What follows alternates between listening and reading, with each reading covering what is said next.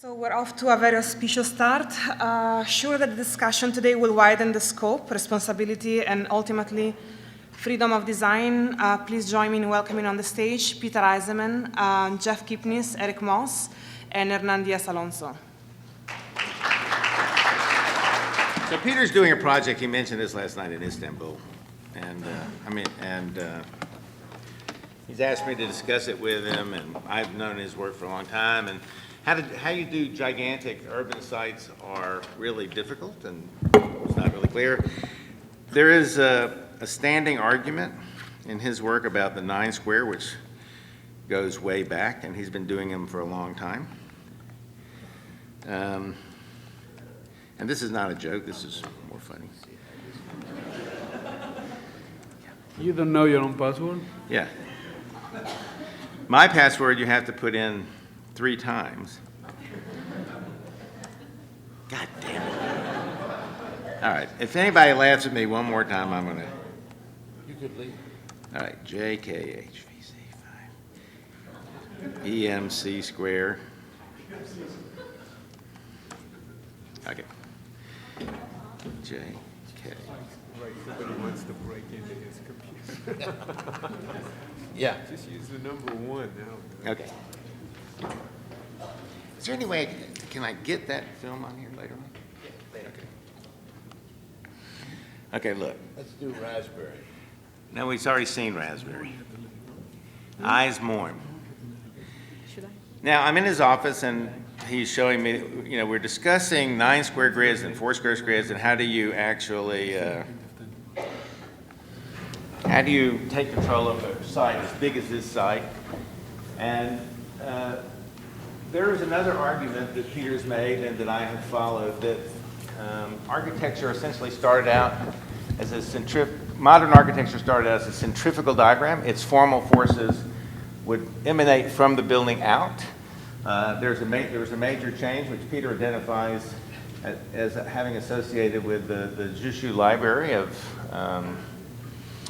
Rem Koolhaas through the Strasbourg competition entry by Le Corbusier, in which the diagram shifts from the going out, the centrifugal, to the centrifugal, that is the city coming in. And so as we're looking at this project, I'm thinking maybe it's time to go back to the centrifugal diagram. So we're discussing this. So all I'm saying is by the time we're doing this, I'm discussing a project with him for Constantinople. We're looking at these drawings. I sort of recognize them as having the tropes of his previous work. And this is the discussion we're having. And essentially, I think it's a thesis discussion. You could call it project, you could call it thesis, but it's not about how do we make the site more efficient. It's not about how do we make tourism more interesting. It's basically how do we approach the problem of the city from a thesis that he's been working on for 30 years, but now might be time to revise. And so we discussed it a little bit, and great. Okay. This is techno bad day. Believe it or not, my PowerPoint won't work. Okay, there you go. So he starts to transform the drawing, and it starts to take on, he's examining it, as you can see. You see the grid, the tartan grid, and you can kind of see it trying to organize. It's sort of a 9 square situation here. There are 4 quadrants, but it's 9 square. He starts to move it towards a kind of spiraling effect that we discussed. You can see that little wall coming in on the lower right-hand corner, and then he produces this drawing, which I think is probably just as incomprehensible to you as the first drawing, but we are able to discuss it in some detail and with some specificity.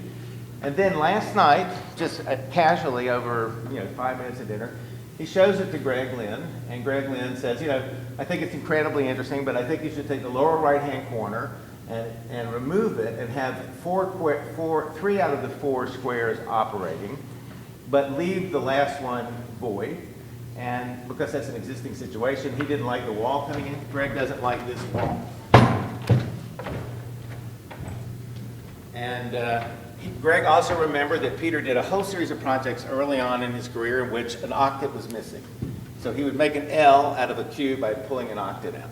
And so all I'm saying is, because I've been a part of this thesis piece, Greg has been part of it, We do it every time we do a project. Every project is a project work. None of the projects, I've never known any of the people that I've ever liked their work to actually just do a commercial project. But in 2 seconds, I have something to say about it, and Greg is able to look at it and immediately go to a point, and that point becomes an interesting discussion for us. So the other thing that Thesis enables is so somebody can walk into a problem, have a relationship to it, have real poignant things to say about it, and advance the discipline that way. And so I wanted to connect last night's talk to this problem and our ongoing relationship to a lived thesis. That's just it. Thank you. I have to say that what I heard last night was a kind of, and it was surprising, a kind of 19th century British positivism, speaking of the British century and the Spanish century. So in the 21st century, we were making, you could hear a little bit Gibbon, a little bit Darwin, a little bit Newton. It gets better. First we learned this, then all of a sudden somebody told us about theory. And then we knew theory was legitimate. Was it 1813? Yeah. Or 1812? Yeah? And what we never talked about was a question of meaning, nor do any of these students, to be honest, although the proposals have some intriguing aspects, I have no idea what they're talking about. And there's so much jargon and that sits on what? And the question really, we had a discussion, I showed this in Tsinghua the other day, about Durer's woodcut of the four horsemen. That's you're a couple centuries off. Couple centuries off. But I mean, you were worried about the. I'm not worried about it. You didn't go back far enough. You could have started at Let's Go. Vitruvius. Let's go. Oh, here we go. Let's go. Yeah. Let's go. So I think that the question that we ought to deal with, and the reason I mentioned Durer is because Durer is intelligible to a 15th century audience because the four horsemen of the apocalypse as a narrative is known and understood and connected to, so that there's a story or there's a meaning which is shared. Okay, this is an old story, and therefore it's not only that the cut is wonderful, but that it immediately associates with something which is shared in the culture. When what's shared in the culture dissipates, dissolves, and disappears, then you have a different problem. So this is not news either. Genet talk about it, Beckett talk about it, Ionesco talk about it, a lot of people talk about it. When what architecture is sitting on belongs not to something which is held in common, but belongs to the idiosyncrasies of the progenitor, and what it's sitting on, in other words, what does it mean? What is its subject? Why does it matter? Does it matter because, because the means, in other words, we can now do things we couldn't do before, maybe. So we can build a mountain range, let's say. And this also gets into the question of how you build things, the relationship of what you do to how you implement what you do. And the image of a mountain related to a parametric tool, for instance, that allows you to deliver a mountain is never discussed. What you want to make in relationship to how you make it. And what gets interesting is a point in time when you want to make something and you don't know how to make it. And the tool to make it might not exist. And not only do you have to develop an idea, but you have to develop a tool, because this is building and architecture is still building. And if it's a sign, or if it's a sign of a column, then it's also a sign of how the column is made. And I think a lot of those issues, the relationship between content in an idiosyncratic way, and content in a collective way, and meaning related to content, and meaning related to the tools to implement. In other words, are you ahead of the tool or are you behind the tool? And what that means is it's very important when you, not only what you do, but when you do it. And I told you the other day when we made the glass and we bent the glass and everybody said, you can't do it, you can't bid it, you can't draw it, it'll fall down, it'll leak, and they'll sue you. And all of that happened. And it breaks. And it'll break. And all of that happened, but we managed to put it up. Now, if somebody comes and makes that project today, they go to Cricursa in Barcelona, they go to Shenzhen, they go to Mexico, they buy the glass. It looks the same. Is it the same? So there is at least a question, when you make a mountain in the northwestern part of Spain, is that a geological process? Is that a parametric process? What's the relationship, because architecture is still about implementation, what's the relationship between meaning and implementation? Okay, but let me say there are three questions you put on the table, and I'm going to spread them around a bit.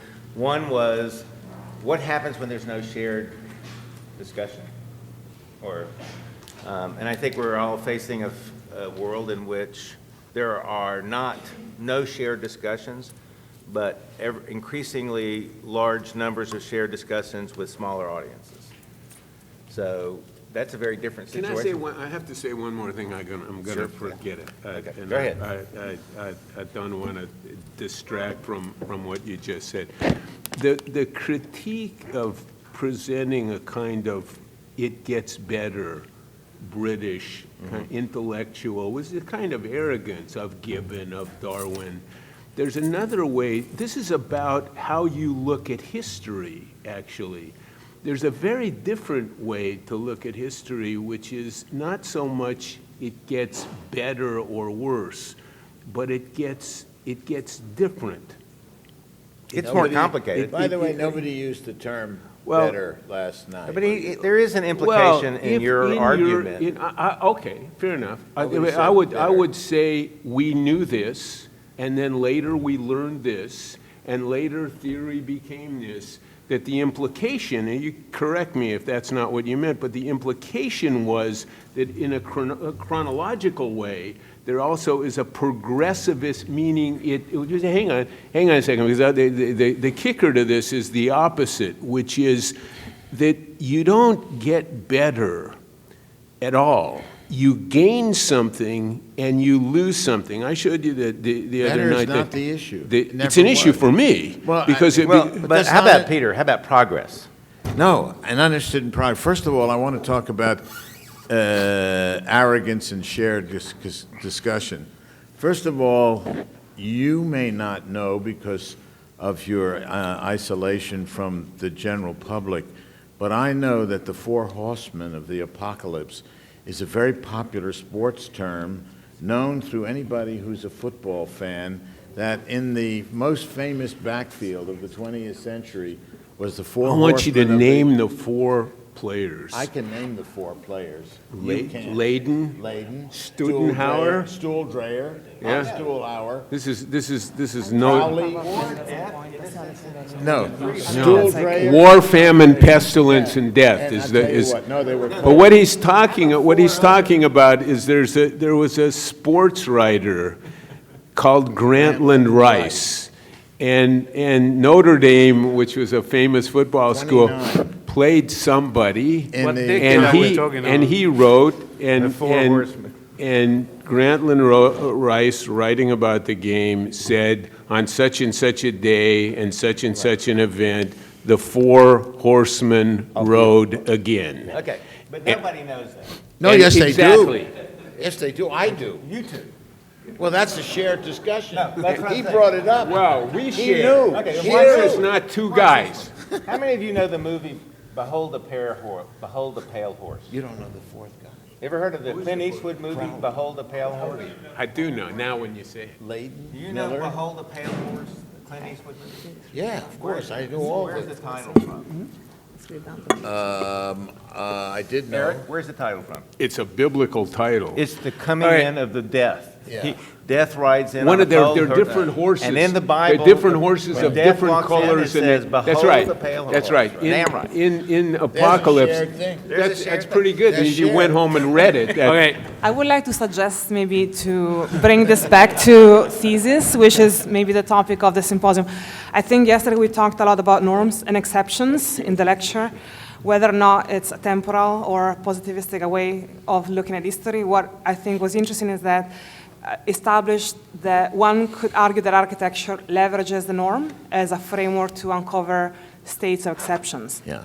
And my question to you guys is, how can a thesis locate such state of exceptions? I'm not trying to make an historical, whether or not it was historical right or not. Elena, let me try and bring the subject back to something, To the four horse of the apocalypse. to the idea of thesis, because what seems to be commonly accepted, thesis is a good idea. I'd like to argue that what's at stake is whether thesis is a useful project in a graduate school or not.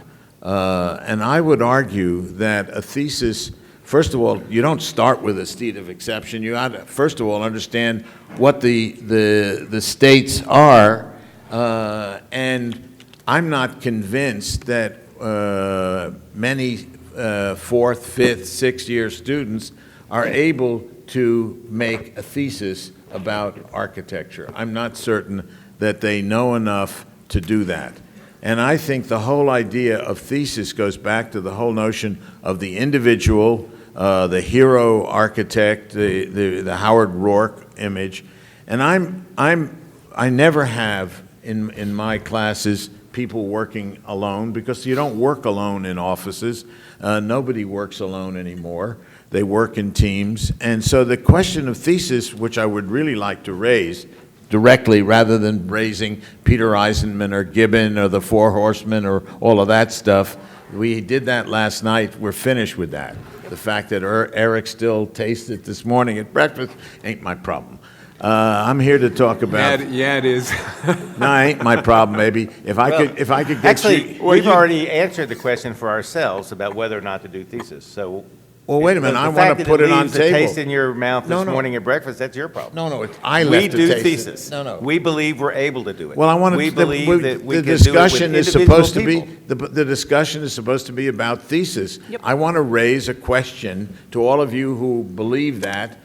How can you be so confirmed in a belief of what I would consider an outmoded thought coming from the French Academy in the 19th century? Okay. Here's a Watch guy. this. Here's Hey. a guy who stood up last night and was reluctant to tell us about the meanings of his presentation because he said, "You all know it already."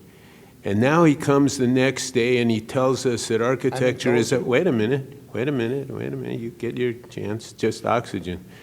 And he tells us that architecture is a self-effacing profession, and people work in teams. So of course this is true and utterly untrue, and we know that. And I think Jeff is right that the premise of doing a thesis. There are a couple of premises. I think one is that the instinct to rely, the idea of history, to come back to history, that to some extent it moves, that it doesn't get better, but it gets different. You gain and you lose, and you may have gained something that they have lost. On the other hand, they may know something that you don't know.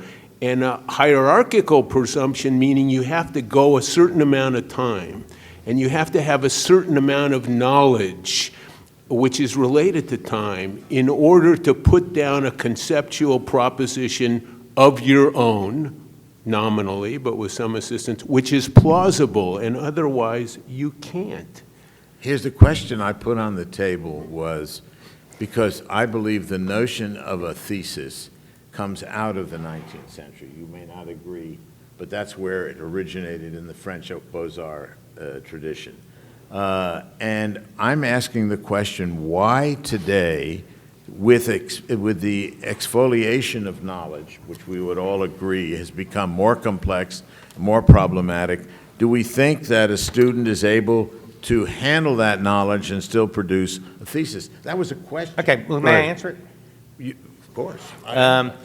First of all, That's what we're supposed to be talking about. we discuss this with our students. We spend a great deal of effort to discredit the Howard work model of adequacy of an uneducated self, no longer in discourse with anyone else or any other things.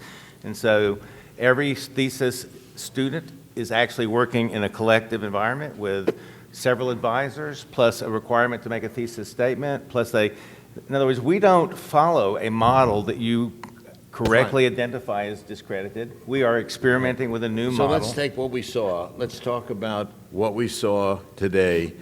Eric said, I didn't understand what they were talking about. So you're talking about a shared learning experience, and the head of the school, listening to 4 of your best students, says, I didn't understand what they were talking Oh, about. and how well does Bob Stern understand what you're talking Wait a about? minute, I'm asking a question. Well, that's not the issue. The Yes, it issue is, because this shared- idea of shared no longer means 100% of the audience. I mean, is it's sharing. actually not an esoteric question. It's a kind of simple question. I don't understand what the young lady in the first row is talking about. Yeah. Therefore, we will have a discussion. She will tell me, we'll work on it, and by the time we get to the end of the race, we'll understand each But other. there's no implication any problem. longer, no implication any longer that her project will be everybody's project. It's not a collective project that belongs to a discipline. How do we know if he doesn't understand? I'm just using this as an analogy, whether it's a thesis that deals with architecture. How do we know that if he doesn't understand what it is to go on? I mean, It's couldn't- the very same way that an astronomer would not have the slightest idea what a solid-state physicist was talking about, but they both recognize that they're contributing to a larger project within the umbrella of physics. We treat architecture the same way. It's no longer a dialectic between the grays and the whites, or no longer so easily circumscribed that everybody can join the problem as a participant, but nevertheless neither so atomized that it becomes a simple You problem said of to personal me, expression. If that is the case, as you say, what we saw the students present challenges those ethical limits of the discipline? Well, clearly, you must admit at least that one person embracing an idea of schizophrenia as a contemporary state of being, as a positive and affirmative state of being, and then the very next thesis attacking the idea that architecture is contributing to a pathology of schizophrenia through its treatment of the surface, that at least is a reasonable example of Are students, I mean... yes. that The answer knowledge, to your they question can- is yes. They At the level, they know enough about... they know enough about They- architecture. Clinical Yes. schizophrenia. Yes, You it's know, very easy. I tell you something. I used to give a lecture called "Schizophrenia is a Cure, Not a Disease." And Listen, it's like ADHD. Yeah. I Wait don't a minute. have a disease. And I got a note, a very touching note from from a clinical psychiatrist whose kid happened to be a schizophrenic, and he basically said, "Don't fuck around. Yeah, don't it's do not that." a game."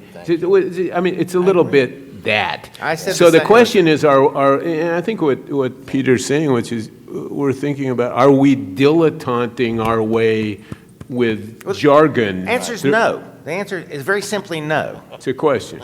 But, How can you say no when he asks the well, I'm going to question? try to say it by giving you an example. Okay. Between 1910 and 1913, Braque and Picasso, by themselves, for no reason whatsoever that had to do with communicating to any other audience, pursued a thesis. Agree. No, Gree didn't come in until 1916, and he joined them. Sorry, I know my history. Or else, maybe I don't know my history. Oh, boy. Be Gree was careful. was the third person to come in. So you know this because you've read Pepier, It's okay. Clement So Greenberg. what's a, I don't know But the point anything. is, there's a thesis in thesis in painting, about painting, Yeah. in which two people, and only two people, are discussing it with each other for their own interests without regard to the degree to which they're having a conversation with everyone else in the discipline, anything else like that, and yet it completely transforms the entire And you know what discipline happened? eventually. Yeah. In 1925 came the Raven, who made Algiers, which is really Gris, Braque, and Picasso. Architecture is cubism. Well, I remember you saying that. Wait a minute, but then Mondrian, Theo van Doesburg walks into they're working on neoplasticism together. He drags Mondrian over to show him a brand new painting that he thinks is a breakthrough in their work together. He shows the painting. It's a square rotated to a rhombus. Mondrian picks up an iron, hits him in the head, and sends him to the hospital, almost kills him. They don't talk again with one another for 14 years till they see each other in a cafe in Paris. Yeah, we So need you can't hit that. This is You this can't is. hit somebody in wait the a minute. head. Wait a minute. So this is actually useful. In a different way. Yeah, because this is back to the discussion that to do the kind of, or to aspire to what we're aspiring as a thesis project, my argument is you have to take something on and you have to make an enemy. There has to be a kind of conceptual adversary. There has to be tension. So But I don't think it's one of tension. these days in Thesis, somebody will stand up and talk about schizophrenia, and somebody will take a brick and hit him in the head. and then Not you'll know because- that they got the thesis right. Didn't Yeah, I but do not that because- last night? You By the tried, way? But not but you because missed. I missed. I don't think it's because the grays I are going thought I to. did. I don't think it happens when the grays and the whites hit each other in a brick. When Robert Stern. No, that's a staged event. No, even that. Even if Pals, you're pals, and a staged If you're an event. ornamentalist and you have no interest in ornament, that's not a fight. The question is when you're both ornamentalist. And you're committed to it at that level, But then you have a fight. to transfer it back to Yeah. the audience for a change, the question is whether the act of hitting somebody with a brick or a pipe is applicable to the meaning of thesis in this place. No, I think it's. In other words, who are you taking on? Or what is the opposition? What are you moving? What are you changing? Because somebody hits you. I mean, what somebody is really saying is, I stand for this. This is the way it is. You threaten that, I'm going to punch your face. You know, in other words, it interests me because I think it's why I showed you the cistern in Constantinople, because whatever the And Nero disagreement, overtraced. because the Romans are pillaging the Greeks, because they don't have Phidias and they don't have Aeschylus, but they got utility, whatever they got. So, but it's one taking on the other. And I think, for me, that would be a useful component, not just a stylistic discussion. I think part of it degenerates into jargon, and part of it degenerates into a kind of contemporary fashion, which I think, to some extent, the students refer to negatively. I mean, we don't want to do that. But I think there has to be something central, you know, the old poem about the center doesn't hold and all of that stuff. And there's nothing driving it in a motivational way. It seems to be more ethereal and more stylistic and more related to the means with which things are delivered than the meaning for choosing those means over other means. I think from what I saw, I would say that would be the initial weakness. But are we willing to challenge the meanings? Because to me, it goes back to that, because we keep reinforcing this problem to meanings that don't belong to this time anymore. We keep enforcing the reasoning of meaning in relation to this work to meanings that they were set up in a completely different cultural, social, economical, blah, blah, blah, blah moment. Well, and architecture still is feeling obligated to respond to those meanings. Well, but And would that to be me true is with a the fundamental- language that we're speaking. You can't start with a tabula rasa in the sense of taking up a problem, but you do have to inflect the problem according to the changing values of the circumstance. I think that was one of the points that Peter made last night. It was one of his meta projects was the moment when the present became a topic for architecture. Right. And that was, and 1647. Sorry. I looked it up. I don't think that's quite right. That It sounds like is. Ryman. It is. I learned to make up stuff from you, so I didn't make it up. that's what you always say when you make it up. You want to bet? Yeah, that's the next thing you say. Anyway, I sound like Rick Perry. here's what I'd like to ask you guys is, the reason I showed that thing with the, like, I believe, and Wes had a One of my question, and favorites. I believe that virtually nobody in this audience could possibly have understood anything about those drawings at all, plus they were boring. You know, they just seem like scribble. And yet, for three people to actually immediately see them and recognize them and have a heated, and I think, Which drawings are you talking about? the Greg Lynn, the stuff I showed, Why is the that a Peters. scribble? It's not a scribble. Well, I mean, for most of these people, have never even seen an ink pen.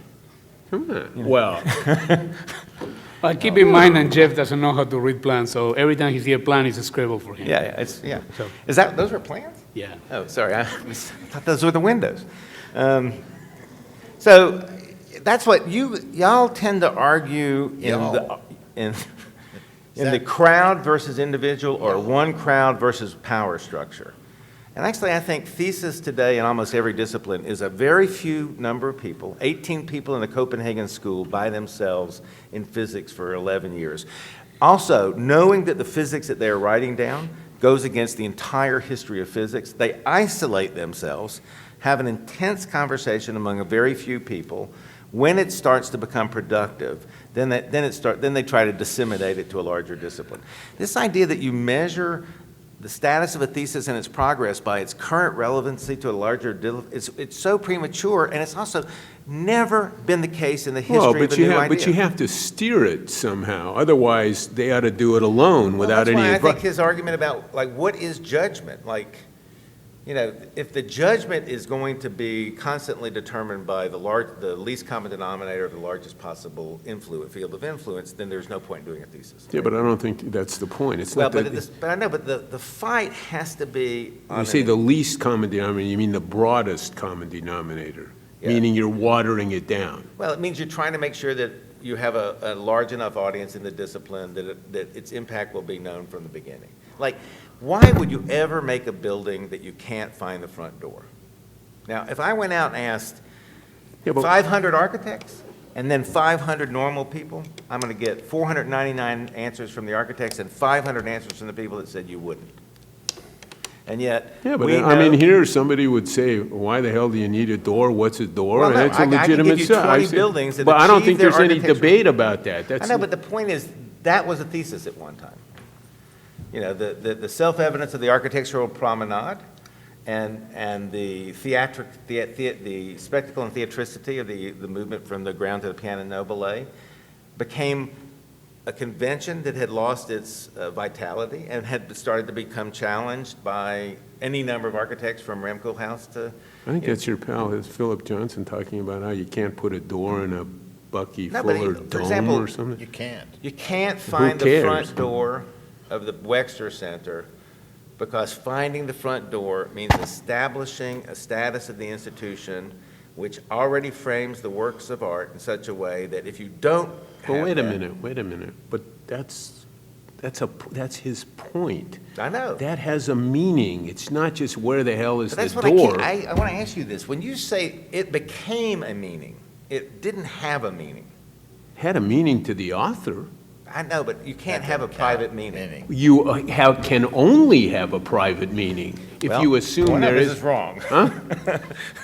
I don't think anyone can have a private Well, meaning. I think he can have a private meaning, and he puts it down, and somebody either picks it up Or doesn't. or walks There by. has to be a reader. There Yeah, has to be a that's reader. right. No, there has to be an anticipation Somebody that the said, effect you're nobody going tells to me anything produce- new, I tell myself my own story. That happens too. You talk to yourself. No, but you have to anticipate the possibility of producing an effect that others will find poignant. There's no guarantee. That's what I'm saying. I mean, Maybe one or two. one or Doesn't matter. two. What I'm always saying, that's right, one or two. I do think that's, and I think, why isn't that the basis of a Well, that's a thesis? question, that's an interesting says it question. isn't? Who's the audience? No. They don't know enough. Oh. Meaning they don't have an adequate grounding in a That discipline. could be. To stay, That could be because you wouldn't give a first-year student to do a thesis. why is it that it's almost all the great intellectual and artistic breakthroughs, not all, but almost all, are done by kids, precisely because they don't know enough to be burdened by a sense of So responsibility. now you're beginning to sound like Santorum. Why should we go to college? No, Why? Jeffrey. That is so- I think it opens a very good question about lateness in education. He's such the a fact snob. that You. education in Why don't we general have Rick privileges Santorum come and speak at SCI-Arc? buildings that have a set of rules, and usually they're very simple and very easy to understand. So there is this idea that in our education we value positively youth, novelty, clarity, coherency, and if we take seriously the idea that we are in a late period, how can a thesis project operate within this contemporary framework that is a mature paradigm and is not a new one? So how do you think How the is a thesis thesis of a possible young in a late- student can really deal with a much more complex situation that is not the beginning but the end?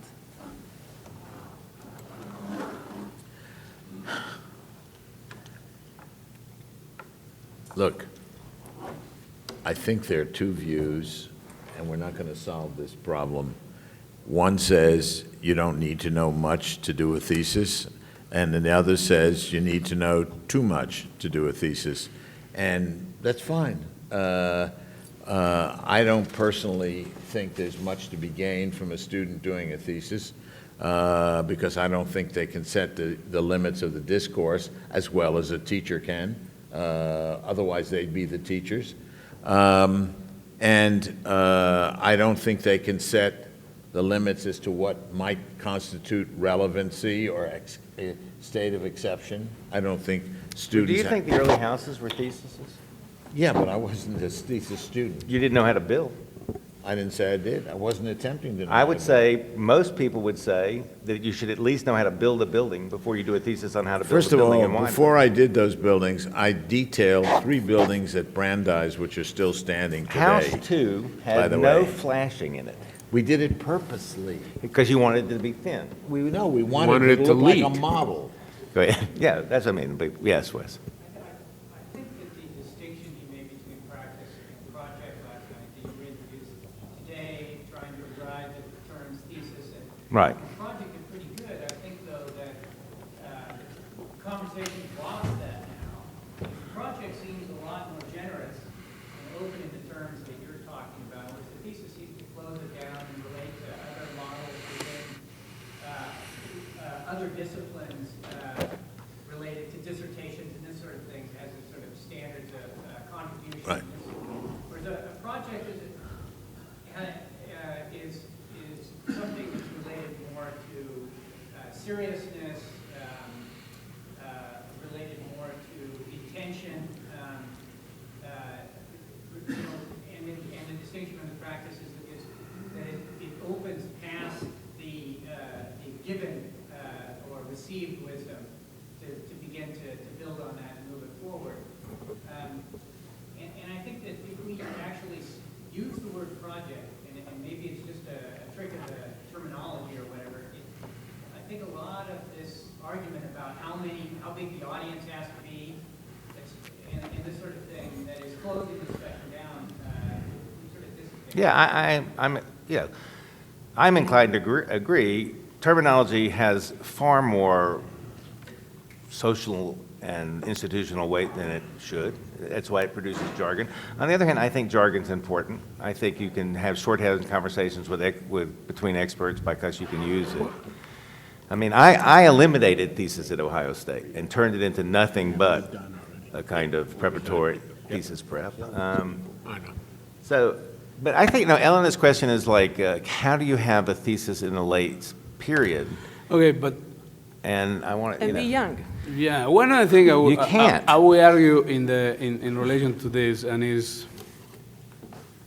there's also the possibility that the only thing that we will have moving forward is a permanent state of late. No, come on. Come on, hold on. Look at history. I'm about to look at history but for hold you. on. My point is, I don't think that that's true that we are in a late period. And what I'm saying is, the notion of the meta project is not possible anymore. There are smaller things, and there are more smaller changes that happen much faster, and they are not as 1812, 1926. Yeah, but wait. That thing is gone. Meta, this is not a new conceptual idea. It's all he's really talking about. He read a little Isaiah Berlin. It's just a I pivot understand point. that. Listen, What I'm saying wait a is- minute. It's just what somebody is saying is the Battle of Tours kept Islam out of Europe, changed history or something. So there are points. You don't always know. There's a funny story about, I think, Kissinger going to Zhou Enlai, you know, his story, and saying, what do you think about the French Revolution? And he being the intellectual, got the shit beat out of him. And the answer, what do you think about the French Revolution, is, I don't know, not enough time has passed. You know, so to say, I think all we're really talking about are points in time where conceptual models move and change. It's not a problem. You can debate. I don't think it's possible to argue that doesn't happen historically. It happens in the sciences, it happens in the arts, it happens in politics. I think Somebody Hernán- mentioned the discussion, the American political discussion now, I think is obviously disgraceful, and it's substantially different than it was even 10, 15 years ago. It's different. The only thing I think is the things takes way shorter periods of time for a lot of small transformation to happen, and the big transformations that they used to happen in a different period of time, they're happening so much fast that they start to look less I significant. think you don't have to worry. You don't have to worry about whether you're staging the Battle of Tours. Yeah, that's my You don't point. have You to. can That notion you idea, don't- the whole that's idea of right. meta thing doesn't And exist anymore. I think that's really the problem. You don't have to be Charlemagne or That's right. Charles Martel, One of whoever. the problems is actually. You do your work, Yeah, one and of the somebody problems- else will tell you But I whether think your the, tour. the contradiction are evident, the complexity is evident, and I think when you do a thesis, you want a clarity that somehow doesn't reflect the contradiction of the field. I think when we talk about multiplicity, that's really what we're saying, and the multiplicity comes from a late period or not. We can name it in a different way, but the clarity of a thesis, I think, if you measure it against a different landscape that has much more contradictions, I think that's where the difficulty is. And when our students start thesis, they start thinking, what should we think about? And that it's a difficult answer to give, and you're answering that is the wrong question. I mean, I don't share, probably with anyone in this room, everybody else in this room probably will disagree with me, the idea that there should have to be any clarity at all on the part of the student as they begin a thesis. There has to be an intuition about something that attracts their interest, or if no one can do a thesis against something. One of the things that bothered me about the anti-schizophrenic president, Bill, or what's his name? Ryan. Sorry. Is virtually the entire thing was posed against stuff. You cannot figure out what to do. You cannot start analytic cubism by saying, I don't want to do representation anymore. No matter how big your list of what you don't want to do, you can't, that doesn't give you any intuition about what to do. So I think you're wrong, actually wrong about that. It's operational way. Listen, sometimes somebody has to kick the door down and somebody else goes in. Yeah, but once you Doesn't kick have the to door, be the same person. I don't And know, it's did still- you and see- the act of kicking it down is still useful. are you a South Park Am I a kicker or a? The Mongols I would come think up the to the thesis shitty has- walls and they would attack the shitty walls, and then after they attacked the shitty walls successfully, they would leave. They go home. I think theses have Yeah, but different everybody modes, in the but city is still frightened they're coming back. we cannot always operate saying that the question is wrong or it's only against something. I feel like even our panelists somehow are not answering in a positive way, meaning you're always saying, okay, do we even want to have a thesis, or does it matter the thesis? Or let's take this as a yes, please, to move forward, No, something we- that is we've useful. already- yeah, We let's have a stipulate thesis, so this. we're not going to have to Let's stipulate the thesis, but then you have to, I want to ask the question, what constitutes, I mean, if I come in and say, I saw the first one tonight said convention center. Convention center is not a thesis. The title of the thing was convention center.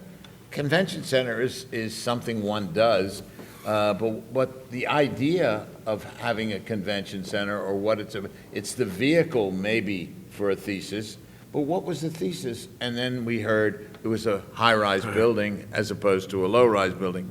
And I thought, is that a thesis? And I think that's a fair question. And you can say, we need to broaden our definition of what a thesis is.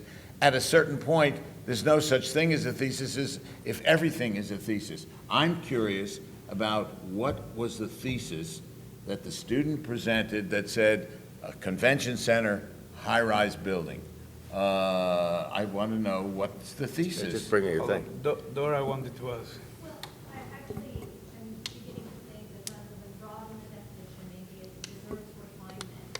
I don't know of a single student work in a way, including student protest, any kind of student stance that isn't a little naive or a lot naive, and that it seems to me an opposition that is being created here in this discussion is one desiring a certain naivete because it is then a form of creativity and play, and on the other hand, wanting a level of academic rigor and attention and intensity that is associated with expertise. And I think both are seen as being counter to each other, but I would suggest instead the kind of Winnicott model of the good enough mother, that the font of creativity and play, the sort of intelligence that can be produced by this wildness of the student stance, is one that is worthy perhaps of understanding in a more delicate and nuanced way how to steward that and how to direct that, and what can we do as the educators to make that far more instrumental toward the discipline. So what's the answer to that? And so the answer to that is refining it more along the lines of, say, this is, technique, these are pieces about particular techniques, about particular mediums, about particular approaches to representation or problems of representation, and so on and so forth. And I think that we could build up an entire kind of taxonomy of these more, nuanced ways of directing this. Well, why don't we just address what a high-rise convention center as a hypothesis But I mean, come on. means? That wasn't what he said. He was talking about vertical vastness as a completely, it's bigness. It's Graham's argument about bigness, which is so big, it doesn't have a scale. It's not anything, you can't refer to a high rise any more than you can refer to a moon being above you. It's a scale. I think this is always one of your problems, that you have to, one of several, or numerous, or something, that the association of content has to be derivative, and we have to cite the source to make it plausible, which actually brings us back to what Wes said, which is these are recitations directed outward, where there are obligations to name all of the people that make your work plausible. No. It's the opposite. Can I give you an It's example of what I think is, like, for example, if I ask Peter, Peter, can you in a couple of sentences or 3 sentences, can you summarize the argument? What is the corner problem in architecture? Where did it begin? No, how do you understand it? Don't tell me it's history. Just what is it and where does it stand today?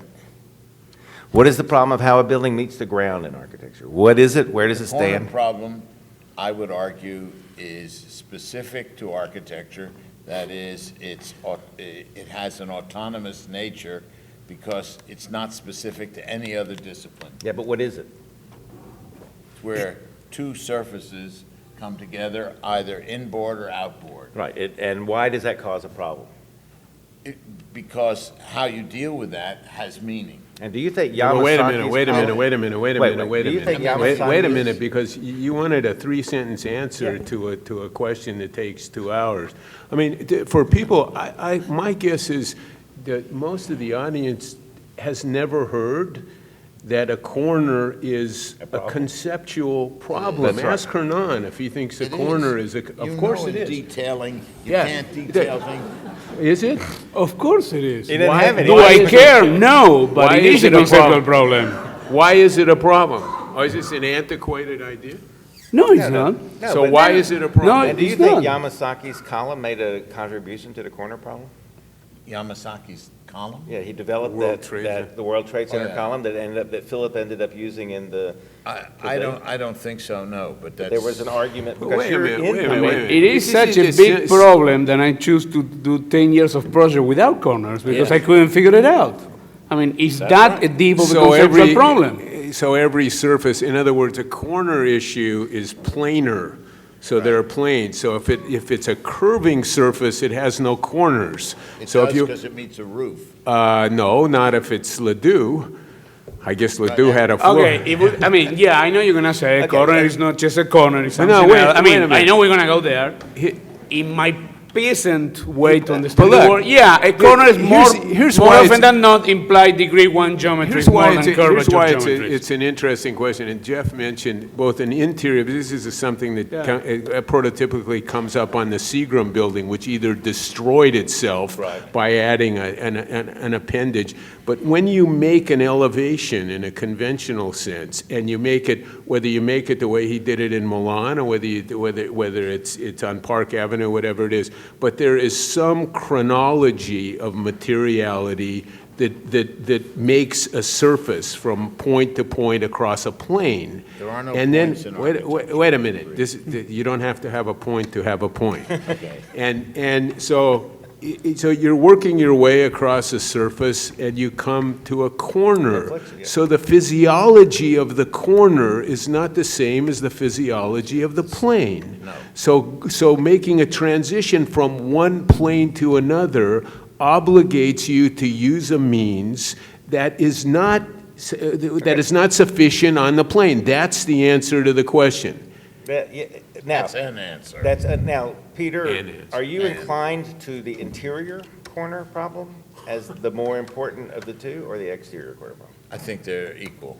That's not true. I know you don't think that. You've written that the interior corner is you've written it in your discussion of Bramante and, The interior is more difficult. yeah, the interior is more difficult, also carries greater metaphysical status. Right. So all of us, I don't know. right, yes or no? But I'm against metaphysical status.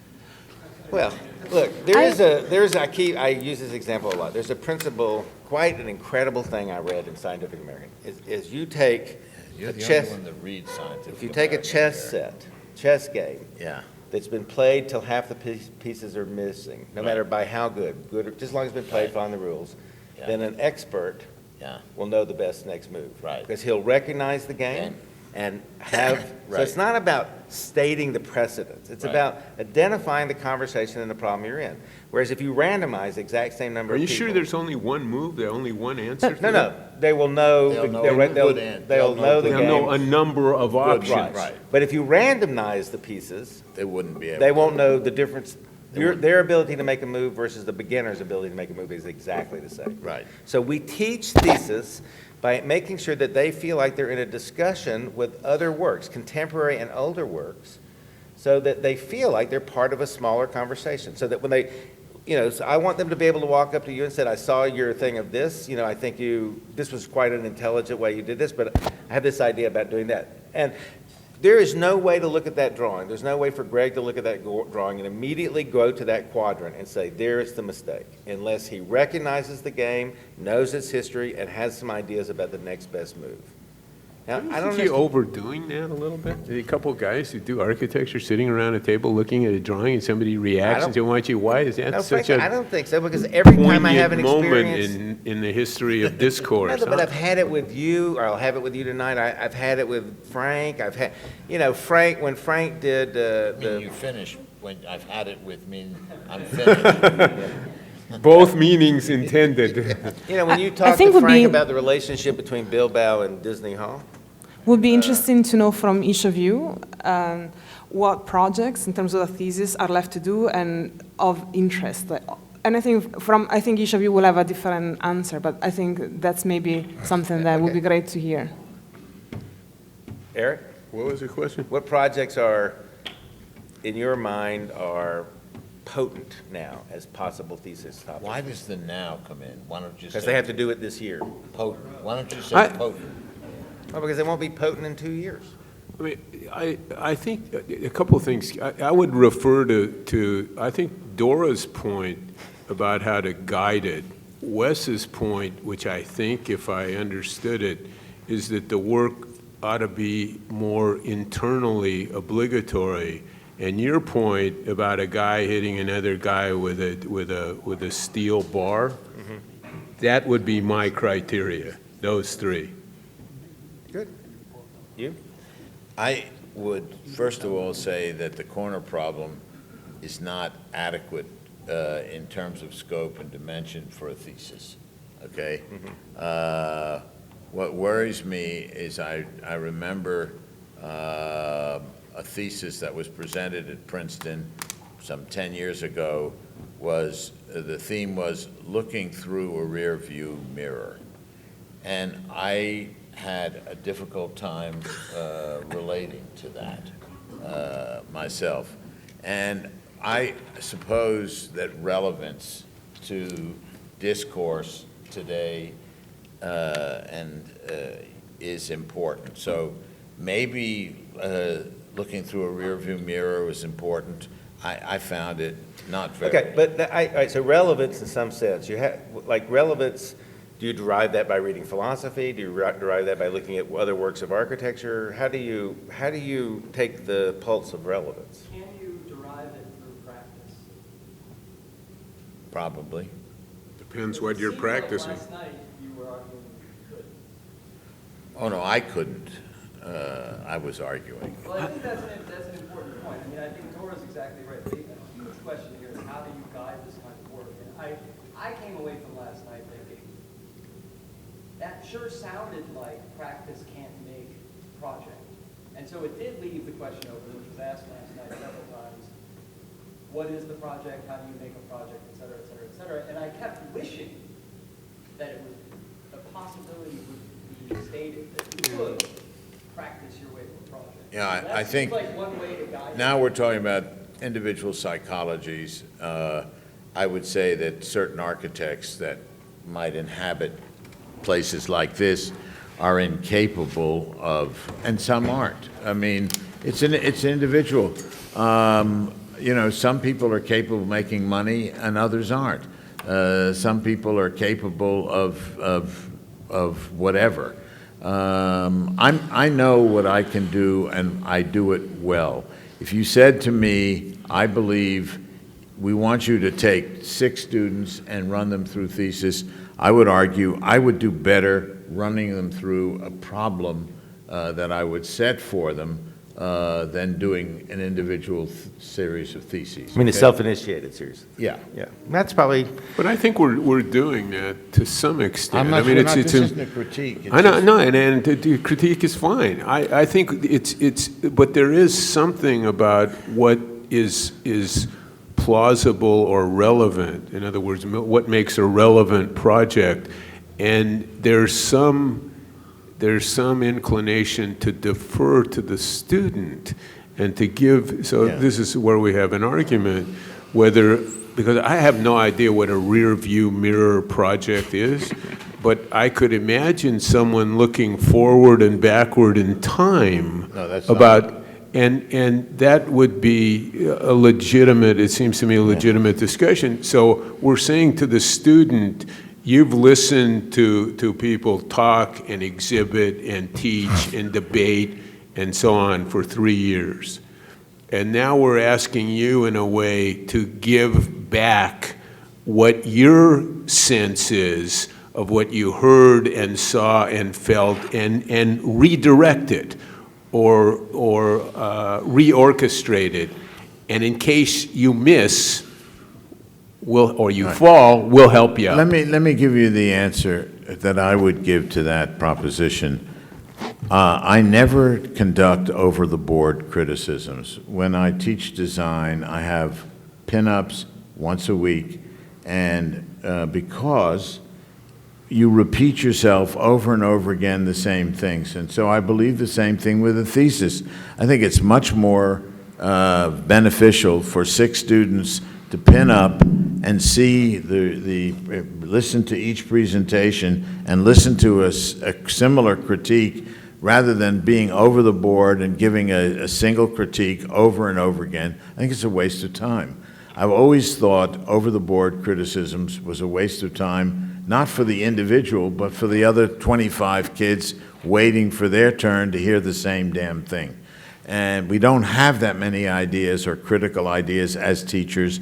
And so, therefore, it has always led me to the idea that the individual project, because if I have 25 kids, I want to divide them up into 5 teams of 5 or 12 teams of 2. In other words, to narrow the focus of the problem. Because I promise you, to try and do 25 crits of individual projects is a real problem. You don't have the energy, the resources to take on 25 different projects or 20 different projects or even 12.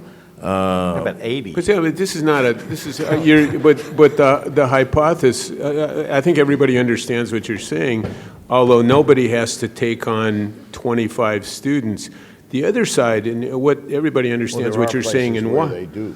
But I think there's another aspect to teaching and discourse which actually has to do with sitting down with a team or with a student and drawing it through. And to some extent, you're drawing it.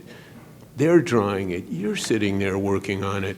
And so that to some extent, if you're prepared to do that, and you may not be, that you're taking on as a responsibility or sharing the evolution of the content of the project. So they're very different ways of working, and they're very different ways of sharing what you know. And if you sit there and draw Istanbul and Constantinople, that's different than if 6 teams put it up and you talk about it.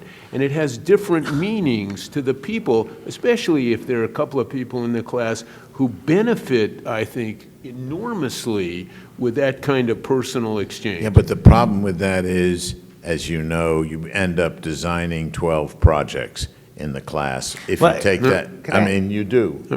Let me ask Bill. Bill? Henry. Brian. Just curious.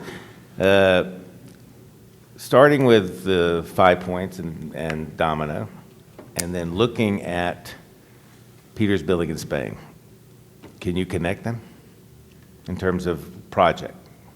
Like a 100-year problem starts in 1914 and has a certain state in 2014.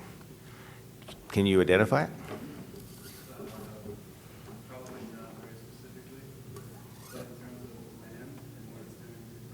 Okay, you couldn't give a better answer. So, based on domino and the 5 points begins the process of rethinking the building's relationship to the ground as land.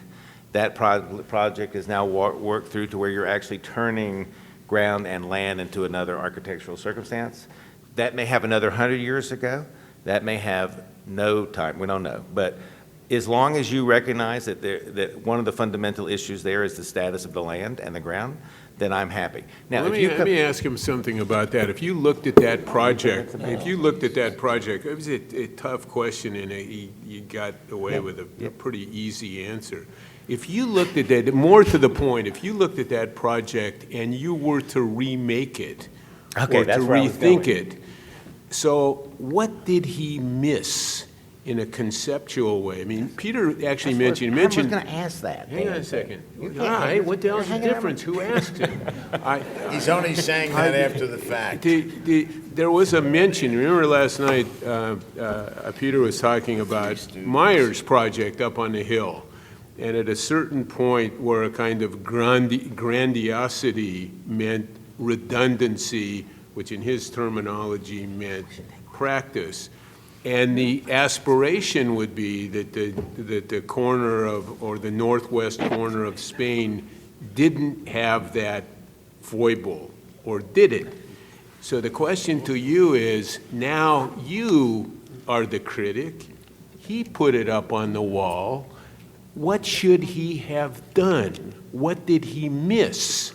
What did he not understand?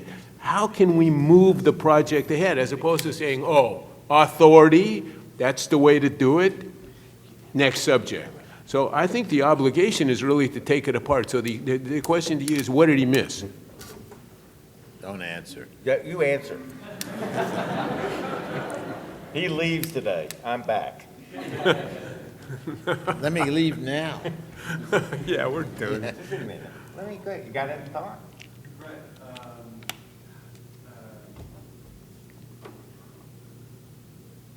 He missed. Milan. Come on, man. How about the ground lighting? Is that okay? Is it okay to put lights in the ground at night so you get a picturesque picture at dusk? I love that. But in terms How of the about how problem- about the form of the land itself? form of the If you land. were working with the pieces, like Kipnis was screwing around. We went out to dinner last night. He takes the bread, so he chopped up the bread, and he says when they served it in pieces. Takes the pieces and he says, "Okay, here's the project in Spain." By the way, can I tell you what the form of the land? Wait a minute, may I tell you something? Wait, I have to answer so that it doesn't get him into a problem. We took the exact contour of the mountain that we cut off. There's the mistake. Okay, that's a That's what we did. hypothesis. There's a possibility of That's a an hypothesis, but when you have the bread pieces, meaning you have the pieces, and the thread is, don't get nervous. And don't wipe your brow. It's fun. Nobody knows the answer, okay? So if you took the bread pieces and you said, look, the threat to the content of the project is the Getty. So the threat to the content of the project is its redundancy, okay? So now and the author of the project acknowledged, because we had a little discussion, a little bit flippant, one piece, no, that's a building, 3 pieces, whatever it is, do we need 6 didn't say pieces? that. No, we said that. And so the question is, the pieces, the number of pieces, the dexterity of the pieces. I mean, there was a little discussion about how steep is steep, you know? Canyons, rivers, mountains, ever look at the Himalayas? What's a landform? Okay, but I want to ask you both, we're going to turn it over, but the point of my asking that question is the following. Let's say, Peter, I'm listening. a student He didn't comes up answer to the me question. and says, God, look at this. He's made a building look like land. I love that. I want to do that. That's not what I tried to do. Hang on. He didn't do that. I know that. I'm saying that I have students that come up and say, look at this cool building. Can you teach me how to do that? And I don't know why it's so cool. It's just like the coolest thing and I want to make one. Yeah.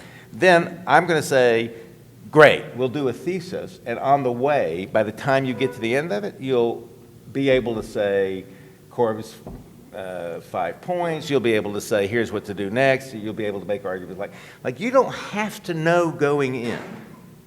You have to be excited going in, and then it's up to the teacher to make sure that when you come out, you got a thesis. So that's why I really, for me, that's an urgent point But I and an don't think urgent difference. the point was that somebody simply wants to replicate that But project. often that's what you see. This question that you say, that there's this Well, I think sense that of wouldn't be, from style my chasing. point of view, that wouldn't be, that wouldn't be the intent of a thesis. No, Because if but you're it could be a asking the start. student, Why is can't what that be a he's start? saying, what Peter's saying is, student isn't ready to take on that responsibility of That's saying, oh, Eisenman made a project and Moss said, redo it. And the student says, I have no goddamn idea how to Or redo it. no interest in Well, redoing it. I assume there's There'll an be some interest, yeah, okay. Questions? Can I ask you guys if thesis is intended to be an original work? No. No. You And can what ask is the us- difference between innovation? Original has been discredited, supposedly. No. Original is not discredited. You can't know if an original work is original till much later when it's actually produced. But copies. original has been discredited. So it doesn't have, what you're asking is, should it be sui generis or without reference or completely novel? That's what's discredited. That's Yes. about as stupid as you can get. I said, What's the difference That's what I between said. There's a difference between innovation, original and novel. innovation? unique and original are different. Yeah. When Tony Garnier sticks the column in the middle of tell us about that. I don't want to tell you Was about that it. original? No, because Brunelleschi did it in Florence. Then and why did he get kicked worked- out? Well, I think that part of that question coming from a I can sense tell you. that we all have that's been, in the program, thesis experience since the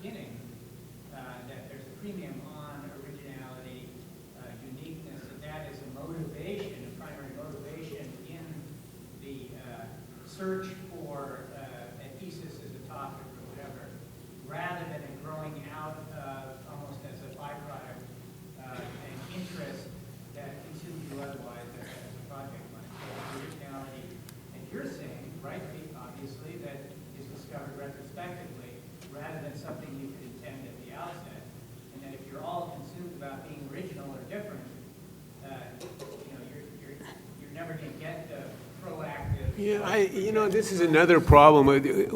Different than what? In other words, original meaning unprecedented, never been seen, or original in the mind, the developing mind of a young architect.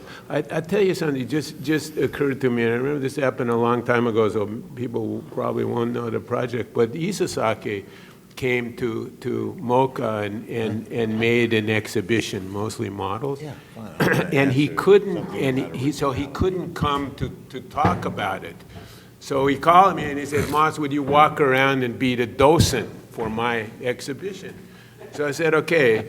So we came to that project. I think it's that Gunma project. It's a museum, and I remember this. And they had a pretty straight stuff. You'd like it. And but one piece was rotated.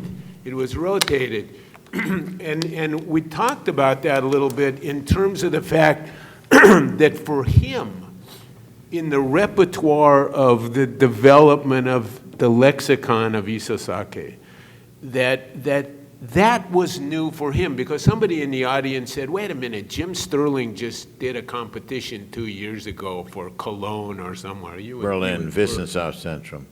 What is it? Wissenschaftszentrum is what the Gumma came off There was a of. piece that That's was it. rotated and facing. Wissenschaftszentrum. Okay, no, speaker de Deutsch. Oh, come on. Yeah, but the point. Eric Moss. But the point was that it wasn't. But this is important for students. I think it's not unprecedented in the lexicon of architecture, but in the development of a particular architect and his, her own way of seeing and thinking and feeling and understanding, it was a useful point of departure for him. You could argue it was or it wasn't, but my point was it had a meaning to him, even though you could look in the magazine and you could see somebody else had done something like that. And I think the conclusion may be that you have to go through certain things and a lot of things in your life, and you can't be only taught about them or told about them. So the experience of that in the context of that museum was original as hell for him. And I think my point would be that would be enough. Not to say if you don't show something that nobody ever saw, you failed. But in your own in the evolution of your own critical intellectual capacity, it should be original in those terms. And I enter to the originality debate. I was on a thesis review at Harvard some years ago, and at Harvard, thesis is a whole year, 6 months of research and 6 months of practice, let's say. And the first student or whenever got up and said, what is your research? I developed an algorithm for 6 months, an original algorithm that I could produce any combinations of forms with infinite variety, which is what algorithms, I suppose, are supposed to do. Now, I was in no way able to critique this. I thought, what a waste of time. But anyway, there's originality. This was certainly an original algorithm. So I said, so what did you do? He said, oh, my practice, my project, was a golf driving range. A golf driving range. I said, why do you need an algorithm of infinite flexibility? He said, because it's actually, my golf driving range is in Hong Kong Harbor on an island, and the whole idea was to produce a net that had enough large holes in it that they could knock the balls out of the driving range and score points. There was a game attached to it. And I said, boy, that's really interesting to me. And I thought, I guess my experience at Harvard, seeing this golf driving range on a Hong Kong island done with an original algorithm, I thought, there's a problem. And to me, more often than not, original algorithms end up producing golf driving range in harbors at Hong Kong. Okay, can I tell a story about Harvard thesis originality? Yes. You and I are together at Harvard, a student. Were you there that day? Yeah, same day. But a He little bit wasn't. later. By the way, he wasn't. A little bit later, you tell me if what the following is not true. We're looking at a thesis, and this kid has this model, and it has these 3 layers. It's a let me finish. Rapid prototype. He didn't say anything interesting about it at all. Nothing. Right. Had no idea what he had done. Right.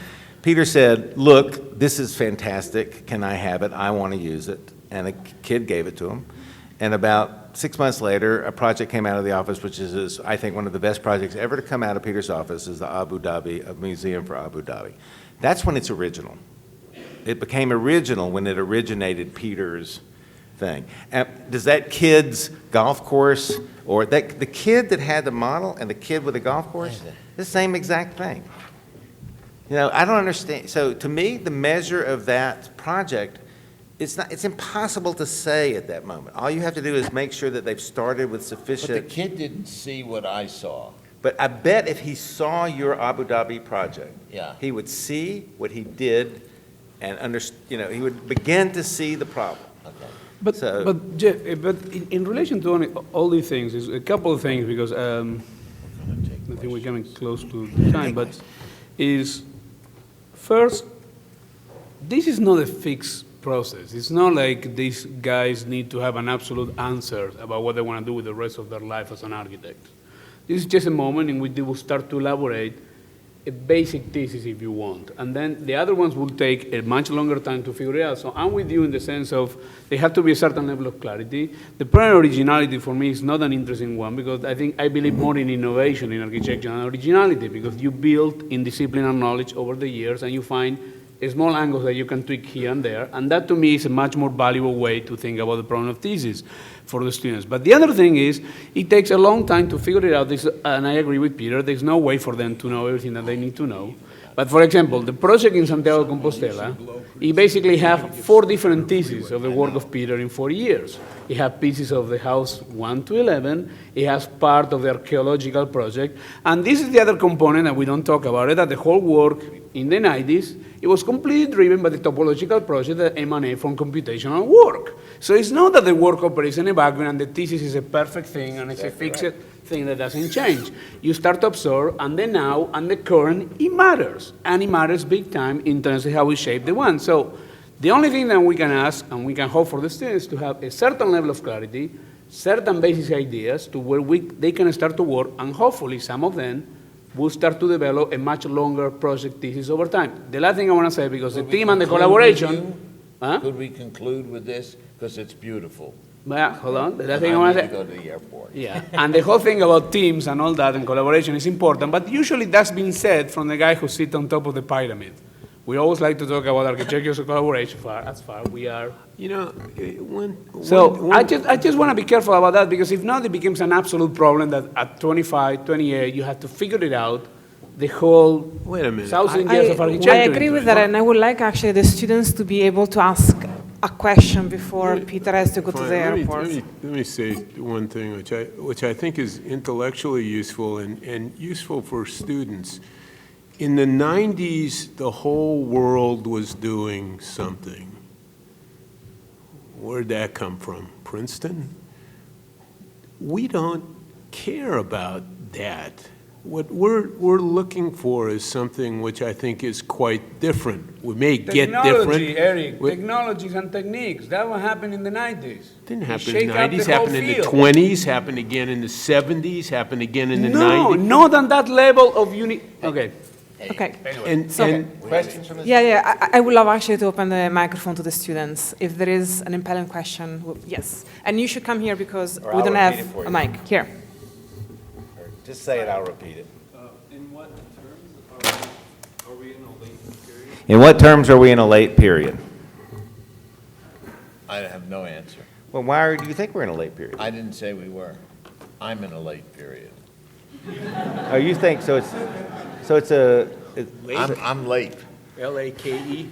Late. No, I'm late. I'm Late. I'm very late. in the following, the problems that seem to dominate our attention have a long life But and the seem the to, implication of that is you're getting tired. well, No, I'm that's not true. tired, I'm No, just but late. when Well, when then you're Peter not says late. we're maybe in the Rococo In phase, terms of my, and we saw it today, a that's project based on the chronology. Rococo, Well, measured by where what, an the question of actuarial table? mannerism and Baroque extension has started to mother died, become, so I'm getting I remember reached the listening to point your brother of talk about that, style, by the way. then you're probably in a late That's a period. tough one. Is it late for everyone everywhere? No.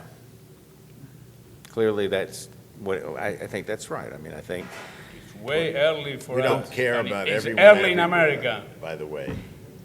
Morning in America? No, it's early in America. I think it's, I think it is late for America. I think you'd be foolish not to say, like, for example, is the single surface problem late?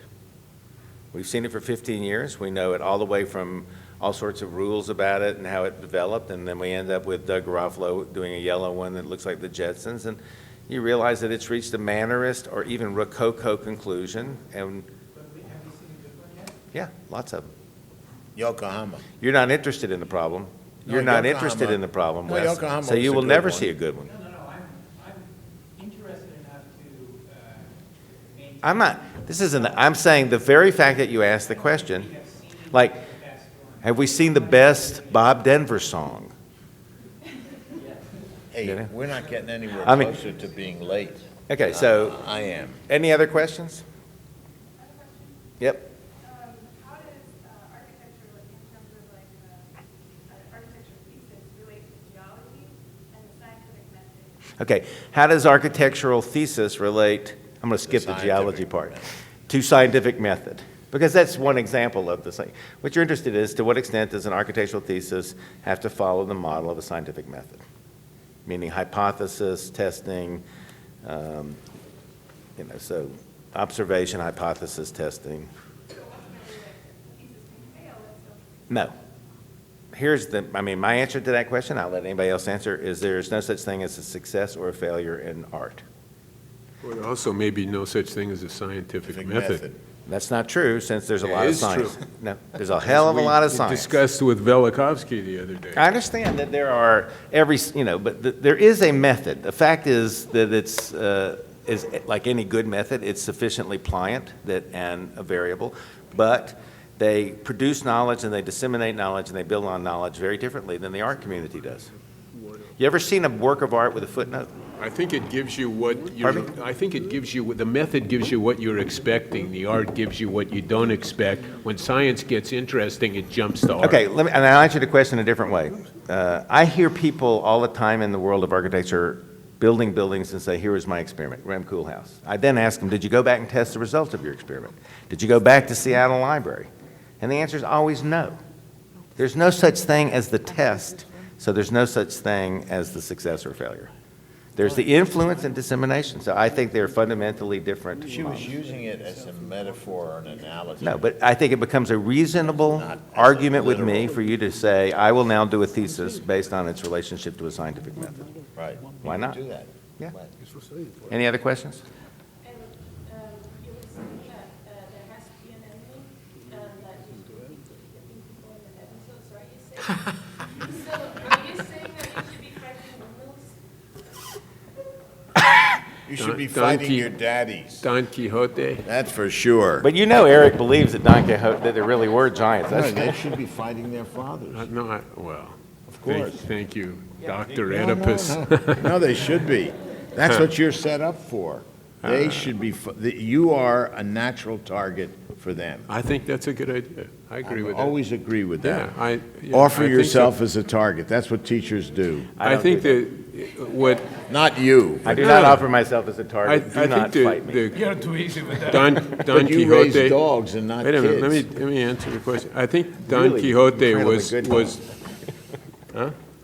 was of interest to me because we had this discussion the other day, that the presumption is that Sancho Panza is the man of practice, and Don Quixote, to pick up the contemporary jargon meaning of today, and the mega project. I've suddenly become a meta. And then, wait a jargon minute, in one and the day. meta project guy is Quixote.